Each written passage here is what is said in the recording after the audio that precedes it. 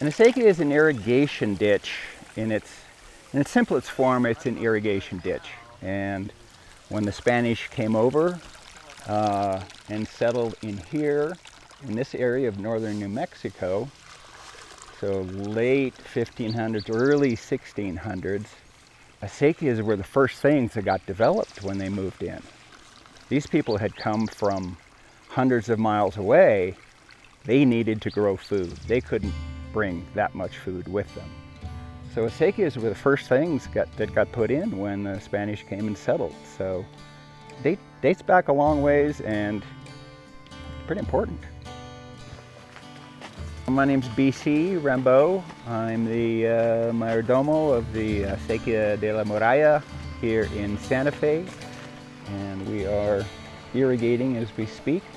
Opened the head gate this morning, and it's a beautiful day, and we're watching the water flow. I've been mayordomo on this acequia for about 12 years now.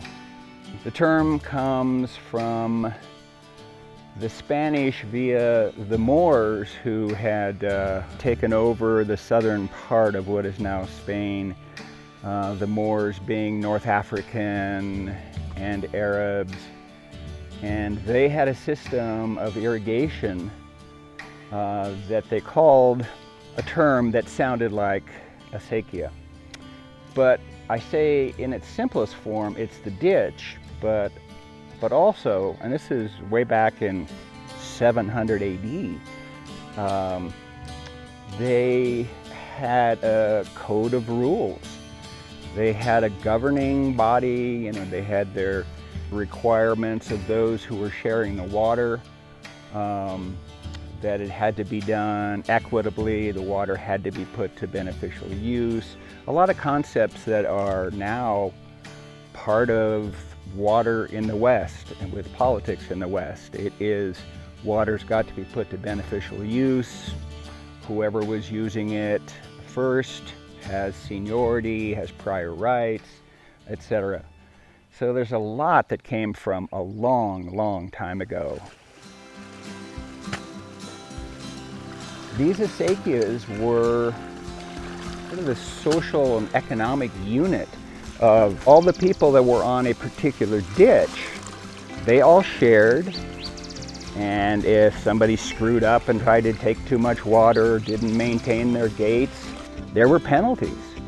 And you were there with your peers and your neighbors, and the penalty, probably the most severe penalty, was your neighbors coming down on you. So you're out there and you're very isolated. You're in a really harsh environment. Thank God for the water that you've got access to. Santa Fe is your nearest center of government, and it itself was an outpost. It was a long way for somebody from Santa Fe to connect to Mexico City or wherever they had to connect to. And now you've got a village that's over 6-hour horse ride from here. They've got to control their own destiny. And that's what the acequia culture was. These people bonded together within that acequia. And amazingly, that outside of Santa Fe, that goes on today. You don't have to go very far to find it. And if you go to the farmer's market, you'll meet a number of people who are still on very functioning acequias. In Santa Fe, the importance of the acequias is more historical. It is a last remnant where there used to be probably 40, 50 miles of acequias running through the Santa Fe watershed here. Today there's 3 miles, 4 functioning acequias. And I just think that, acequias were such a defining part of Santa Fe history that they really should be preserved, they should be honored, they're really quite significant to my mind. It's a tradition that I think really should be remembered and cared for.